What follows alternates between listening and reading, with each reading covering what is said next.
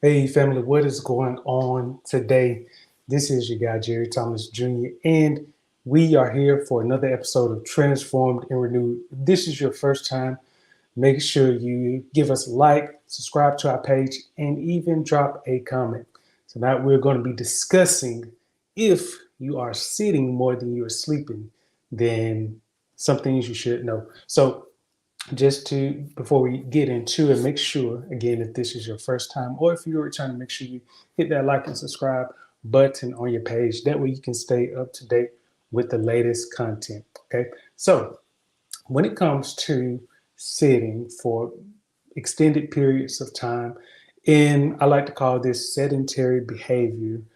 Sometimes you may know about the acronym SB, but known as sedentary lifestyle or behavior is pretty much the the way of describing if a person or a group of people have been sitting or sit for extended periods of time without getting any physical activity or just even moving in general. So you could just be sitting in a chair, could be sitting on a couch, or you could be laying down for hours and you're not asleep, but you're actually awake. And this can actually have some negative health effects. And some people may wonder that may sound like it is true, but I don't believe it. But I actually have the evidence to share that with you. And there has also been numerous studies that have confirmed this in terms of seeing a correlation between sedentary lifestyle and risks such as heart disease, stroke, etc. Even related to like your brain activity. When you sit for extended periods of time, it can also affect your brain activity, even increasing your blood pressure. And so, what I want to do is show you this information because I don't ever want you to take my word for it, nor do I want you to think that I'm that type of person that is just saying something to sound good. That is not my goal. My goal is to ensure that any information that I share with you, that I do have the facts. So that way you can do your own research and you can also verify what I'm sharing with you. So when it comes to, and give me one second so I can pull this up. Gonna pull this up just a minute. Wait a minute. Okay, so we are going to, yes. Uh, Sorry about that. All right, we'll just keep it down. So this is from a study that was done, and like I said, there are numerous studies that are similar to this one, but I always like to get studies that have been done within the last at least 5 years or less. And this is actually from 2021, so it's relatively fresh. So, looking at this, it talks about, of course, sedentary behavior. And one of the things that they did in this study was they kind of examined to see if, what had been said about sedentary behaviors correlated to a lack of physical activity as well as health issues. And this is one figure that I want you to just kind of key in on because this actually says a lot, but it is, I forgot how many participants was in this study. I know as I go further down, it does give the number. And so again, I don't just look at this study, but it is kind of like a good representation of other studies because each one has a different number of participants that they select. But this one, I was just fascinated by the diagram in terms of kind of like the activities and kind of like the times associated with it. So this could relate to what you may actually do on a daily basis or even someone that you know, but you may find yourself sitting for extended periods of time, especially people like to socialize. That could be at least an hour to 3 hours, especially depending on what the topic is. Then, as we go into other activities, people may read for a couple of hours, hobbies, even, watching TV, which can be a couple of hours if you binge watch, and then also eating. Now, I know that some of these numbers may not be related to what reflect what you actually do or even what someone else does. But even with some of these times, and you can clearly see the link up here. So if you ever wanted to really check out this article, you could.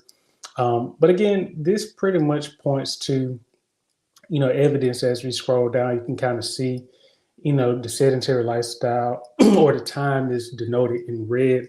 And so you see kind of like pre-COVID and post-COVID, how there was just a difference in terms of the time spent sitting compared to physical activity. So pre-COVID, people were actually a little bit more active. Post-COVID, people, just started to sit more and more. And, again, just kind of scrolling down because I do want to show, I want to say it was either this one. Oh, sorry about that. But it was either this study, yes. So this is a diagram which shows kind of like the mechanisms of cardiovascular disease. So you can see from this icon or this image right here, shear stress, okay? This is in your body. And so you can kind of see the icons above each one of these images. And it just kind of shows you how or what is at least going on in your body when you see that there's shear stress. When you start to stand, you don't get as much constriction in your body, but you can kind of see here in this first image that there is stress. It's not surprising because your body is in a constricted position. It's not moving. But when you start to walk or you actually moving your body, you are allowing more movement, more blood flow. And this is kind of when you look at this blood pressure icon or image, you can actually see the difference between the smooth muscle cell as well as, on the left versus the smooth muscle cell on the right. On the left, you can kind of see that it is more constricted, but on the right, it is more relaxed, okay? It's as simple as that. And then you can also see kind of like the direction of the arrows for each one. And I know they discuss, which each of these pill-like icons are, but I think this is the endothelial cells, yeah. So the endothelial cells, you can kind of see that the arrows are kind of pointing up to kind of show you, the direction of the pressure, if I'm saying that correctly. But anyway, at least one takeaway that we can get from this is, when it comes to like blood pressure, when you see or hear people that say that your blood pressure can increase when you sit for extended periods of time. And I will also, add that, there's nothing wrong with sitting for periods of time, but it is important that, when we think about the overall day, what are you doing throughout the day? Because again, if you're sitting, if we can just take 4 of these icons here, and from each of these 4 icons, it could represent, a fraction of the day. So these 2 could represent half a day. So if you're sitting most of the day, then this is not good long term because it is constricting, so much in your body from really being relaxed. And, I know that being in a constricted posture for extended periods of time can also contribute to mental health disorders such as depression, anxiety, and just other issues that you may not even connect the dots on, but they are correlated. It can even, and that goes back to like your brain health. Are you getting the movement that you need? Not being in one position so much. And so, again, this is just an article. Even once you check out this article, again, it talks about the cerebral blood flow, when it comes to like your brain function, even blood glucose levels, because that can also have an impact. But if you were to scroll down to the very bottom of this, and I'm just going to hit this, but it will actually have references for you. So that way you can check out related articles because, again, a lot of these articles kind of touch on the same topics. But, again, when it comes to sitting, we want to make sure that we are improving our posture. And again, I like, always looking at the articles, the research, because a lot of times, it can, you know, confirm some things that we may not really believe or actually are aware of. But when we actually look at the data, there are some trends that we see.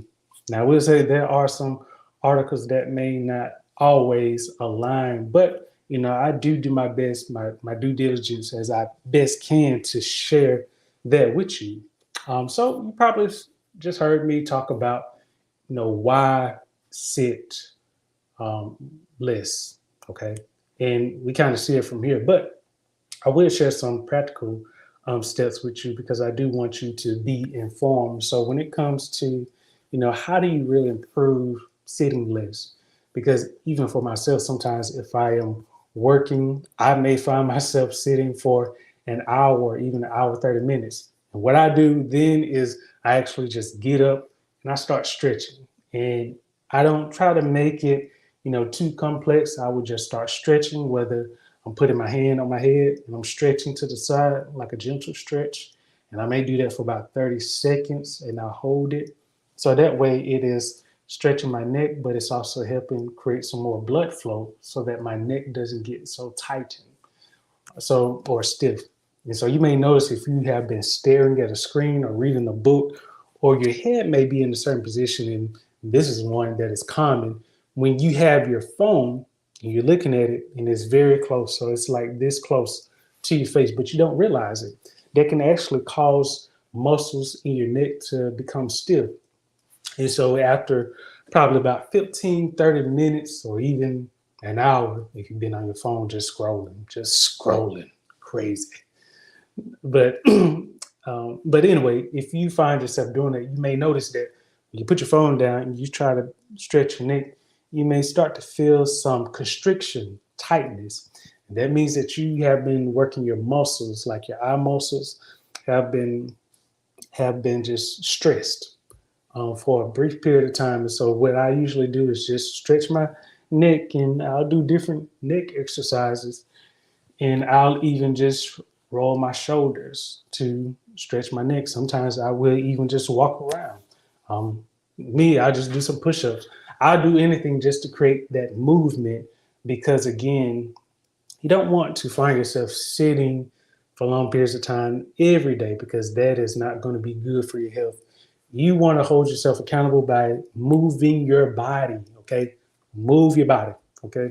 And so once you do that, you'll start to find that you are experiencing less issues, especially if you notice issues such as inflammation or gas. Could also be related to the foods that you eat. But if you have been sitting for long periods of time, that does not help at all if you have been sitting for periods of time. So it's important that you are moving because that also helps your food to digest. It helps to prevent a lot of gas from building up. Even if it does, it won't be as bad compared to if you had been sitting for 2, 3 hours after you eat. So usually after I eat, I'll just start to move my body because again, a lot of this just helps in the long run.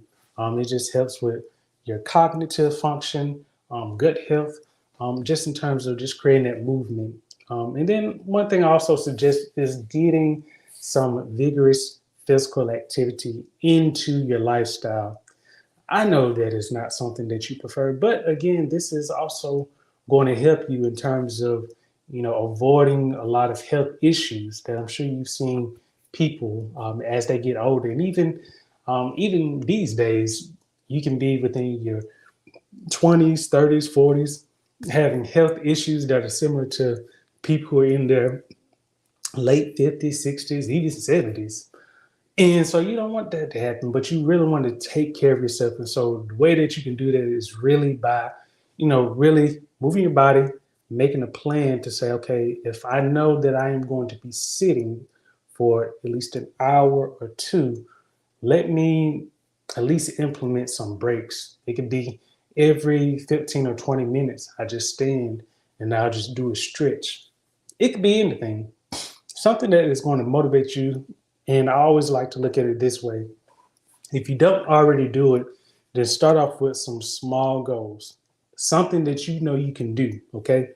And once you've done that for at least 3, 4, even 5 days, depending on how comfortable you feel, then the next step is adding on a higher difficulty. So for example, if you sit for an hour, 30 minutes, 90 minutes a day, or even 2 hours, you may say, you know what, every 15, 20 minutes, I'm just going to stand, going to do some stretches, stretch my arms and roll my shoulders, get some movement, create some movement in my body, even just walk around, march in place.